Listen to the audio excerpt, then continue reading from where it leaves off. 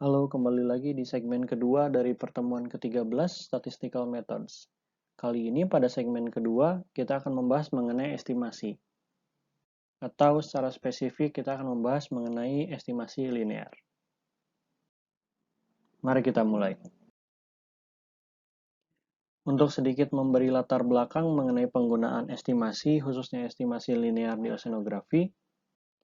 Jadi, metode ini muncul atau dibuat dan kemudian dipergunakan akibat adanya urgensi mengenai banyaknya parameter populasi dari parameter-parameter yang diamati di oceanografi yang tidak diketahui. Oleh karena itu, kita harus mengestimasinya dari sampel yang kita punya saja. Kemudian dengan menggunakan analisis statistik, ada dua permasalahan atau ada dua pertimbangan yang perlu dipertimbangkan.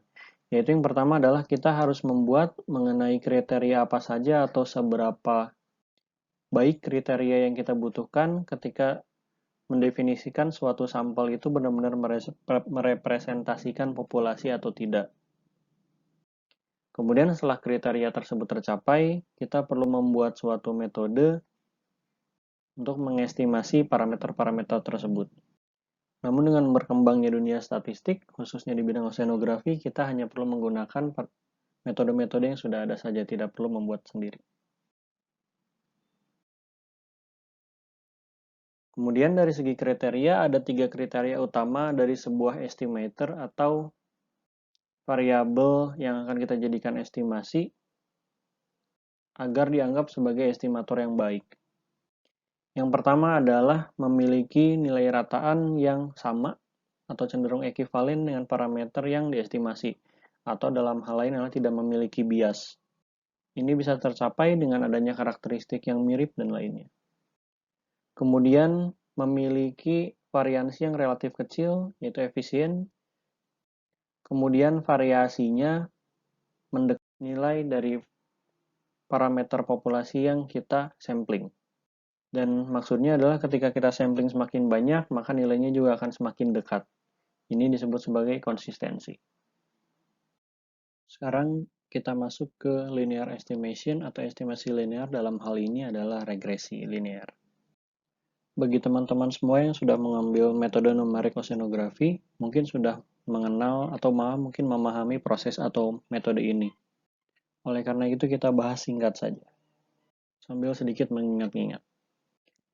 Metode estimasi linear dalam hal ini adalah regresi memiliki beberapa asumsi. Yang pertama adalah nilai Y dari suatu variabel random merupakan fungsi dari X yang juga variabel yang dalam hal ini adalah non-random. Misalkan Y-nya itu adalah tinggi gelombang, maka X-nya itu bisa sebagai waktu. Kemudian asumsi yang kedua adalah nilai dari Y atau misalkan tinggi gelombang tadi akan tersebar atau scatter pada garis regresi atau regression line, yaitu yang biasanya mengikuti Y sama dengan B0 ditambah B1X ditambah terus hingga sesuai dengan kondisi yang kita punya. Tapi dalam hal ini kita akan bahas sedikit saja mengenai linear, yaitu Y sama dengan B0 plus B1X atau bentuk umumnya seperti itu.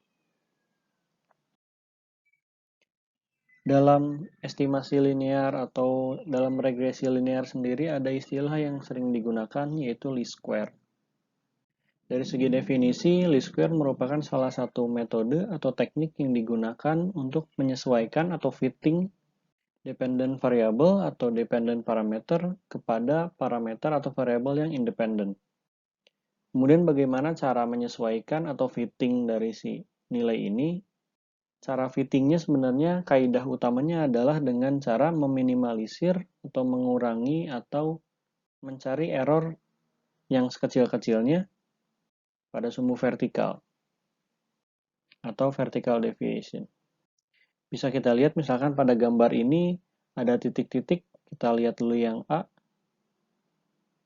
Ada banyak sekali titik di sini, tuh di sini, di sini, di sini. Kemudian tugasnya dari regresi atau penggunaan metode regresi khususnya least square ini merupakan mencari garis yang bisa merepresentasikan data tersebut dengan error yang minimal atau error yang sekecil mungkin. Berdasarkan gambar atau diagram yang di kanan ini, kita sekarang bisa menyusun persamaan regresi atau bentuk umum dari regresi yang akan kita gunakan.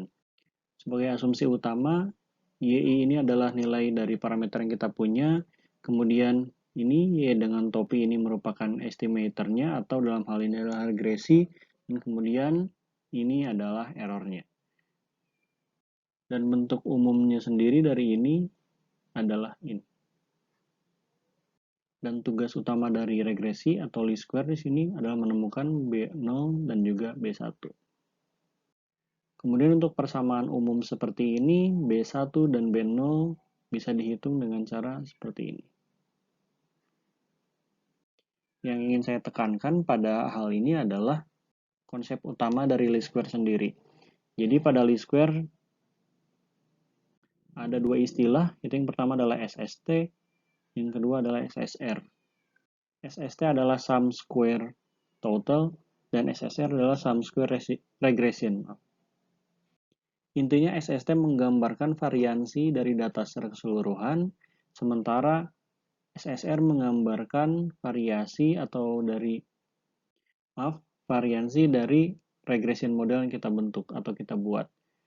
Tujuan dari least square adalah meminimalisir antara SST dikurangi SSR ini. Bagaimana caranya agar variansi SST dan variansi dari SSR ini tidak berbeda jauh? Karena SST adalah data yang kita punya, maka yang bisa diatur atau yang bisa diusahakan adalah bagian ini, yaitu di regresinya. Ini adalah yang tadi dimaksud pada slide sebelumnya dengan meminimalisir SSE atau SST dikurangi SSR ini. Dan ketika misalkan nanti kalian membuat model regresi, misalkan pada Excel, kalian akan menemukan parameter atau variabel bernama R kuadrat, itu yang dinamakan sebagai koefisien determinasi, atau yang menggambarkan seberapa baik regression model yang kalian buat. Itu rentangnya 0 hingga 1, 0 itu sangat buruk, dan 1 itu sangat merepresentasikan data yang dibuat regression modelnya. Nah, untuk R kuadrat sendiri sebenarnya adalah rasio antara SSR dan juga SST. Jadi SSR dibagi SST itu sama dengan R kuadrat atau koefisien determinasi. Kemudian terakhir,